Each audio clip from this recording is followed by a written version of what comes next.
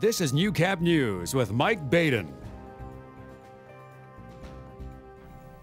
Good evening. Thanks for joining us, Emmett. Like you just said, big day at Lakeland College as the men's basketball team's looking to stay undefeated. They've been on a tear all year. They're the top team in the nation, but they'd really like to finish with a 20-0 record. Oh, I could imagine. We look forward to that. And Elise, great way to start off the weekend with another beautiful day. Yeah, we've really been lucky, at least for this first part of the weekend. I guess we're going to have to kiss it goodbye because we are expecting some flurries in the next 24 hours at least. But right now in Lloydminster, we're sitting at 0 with clear skies, winds coming from the east-southeast at 22 kilometers per hour with gusts up to 35 kilometers per hour, giving us a wind chill of -6. 0 in the Lakeland region as well with some cloud cover and a wind chill of -6 and clear, and -2 in the Battlefords. I'll have more on your local forecast and the specifics on our expected flurries coming up in a few minutes. 3 people have been arrested after RCMP found drugs and cash in a home south of Elk Point. At around 6 o'clock last night, Elk Point RCMP found illegal drugs with approximately $2,000 cash. 2 adult men and 1 woman were arrested at the scene. Sherry Gingle, Donald Wakefield, and Kevin Botting have been arrested and charged with numerous offenses. All the accused have been released from custody and will appear in St. Paul Provincial Court at a later date. Every Thursday and Saturday, the Service Centre is home to the local farmers market. Sellers from Lloydminster as well as some from out of town come to put their products on display. I've been doing the farmers market here for about 4 years. And off and on baking, but the last 2 years I've had a lot of baking here, and I sell Norwex.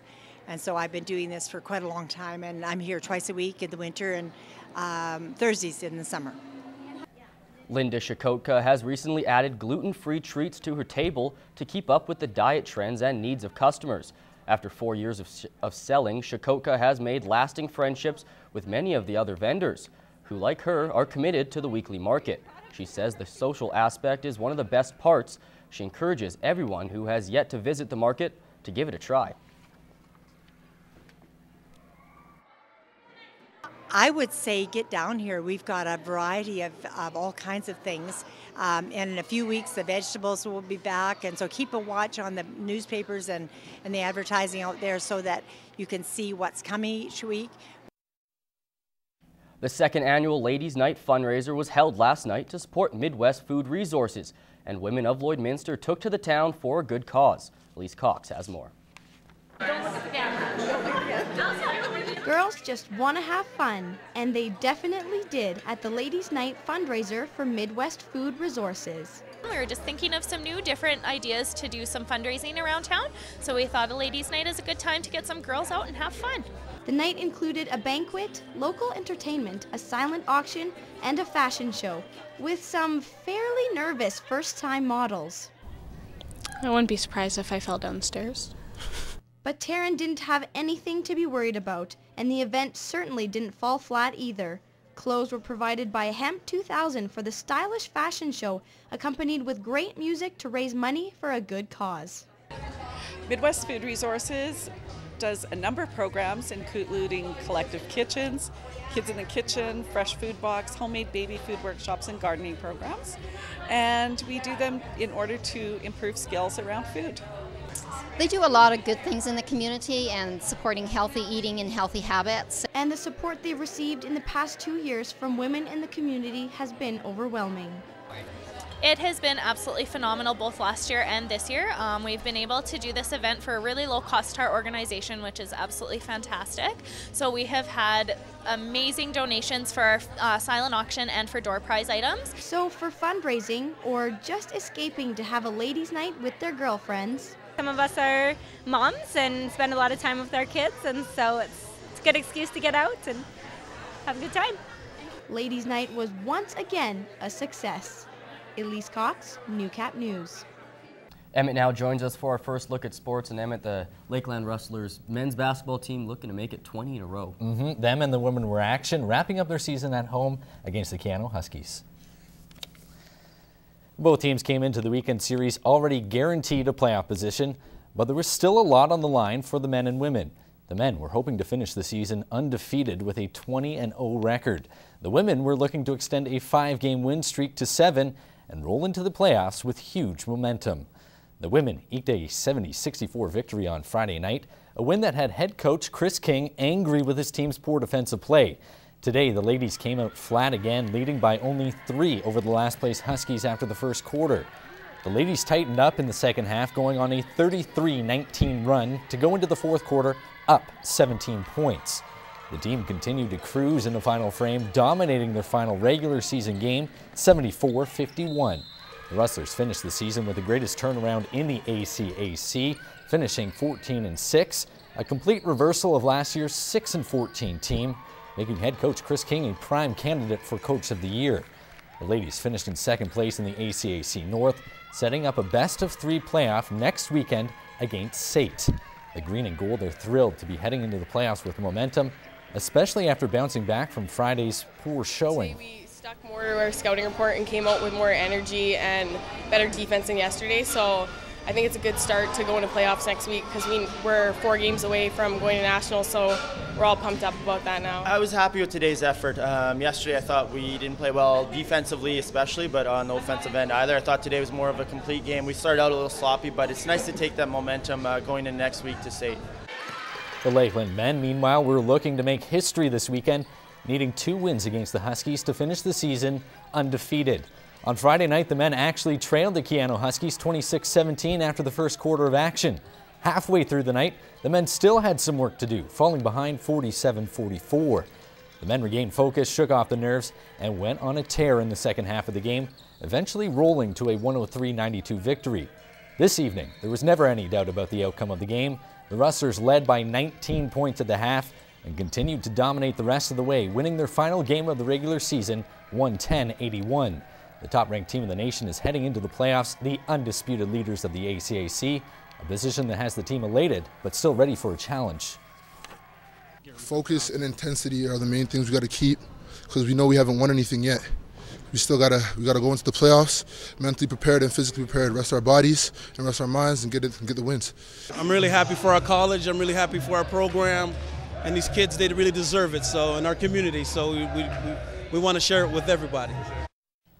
Also on the college scene, the women's volleyball team came into this season with the goal of placing better in provincials than last year's record 4th place finish. That goal is on the line this weekend as they have to make it through a qualifier just to earn a postseason berth. It's a lofty goal that didn't seem possible midway through the year. The Rustlers women lost 10 of 12 games, including 6 straight defeats in November. The return of veteran Bryn Dyer helped the ladies win 5 of their last 6 to sneak into a 4-way tie for 7th. That has set up a playoff qualifier for one of the final 2 spots. We're playing our best volleyball now at the end of the season, which is exactly what we want. So going into the weekend, I'm excited and confident for our team. The Rustlers play a best-of-3 series against the King's University College. The two met 2 weeks ago, splitting a pair of 3-2 decisions. Head coach Austin Dyer says that match was a game-changer. We had to battle both nights the whole match and didn't get to take any breaks, and so having a match like that towards the end of the season was huge for us in the way that we handled the pressure. We have lots of confidence going to the weekend. We played them a couple weekends ago, and we have no doubt in our minds that we're going to take them this weekend. I think we just kind of learned what their tendencies are, so now we can come back with a better game plan and be a little bit stronger. If we clean up our side, we have nothing to worry about. We have way more offense than they do. They're a team that has one stud player and doesn't make mistakes, so they just keep getting the ball over and waiting for the other side to mess up. The Rustlers are already looking beyond the weekend to provincials. Despite having only beaten 1 team in a playoff position this year, Dyer is embracing the team's underdog role. They believe that we can beat anybody on any given day as long as we come to play. The women kept their late season momentum going last night, absolutely dominating the first match of the series, winning in 3 straight sets, 25-15, 25-15, 25-21. Now the women have the opportunity to qualify for the playoffs at home tonight. The home team has not won any of the 3 matches between the 2 teams this year. Game time is 7 p.m. Stay tuned after the break. Elise is in with your weather.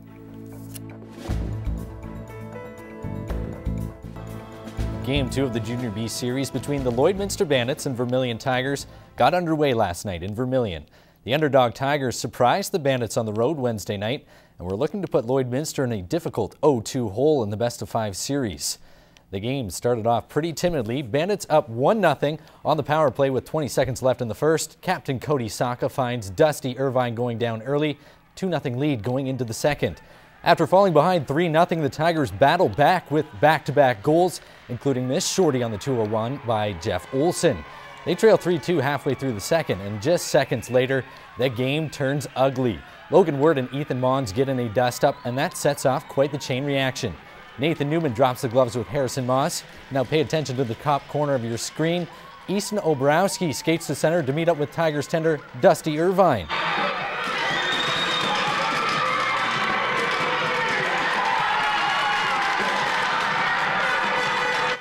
That gets the Bandits fired up on the power play. Sawka finds McKay, who finds Romanchuk, who finds the back of the net. Bandits score 4 straight goals.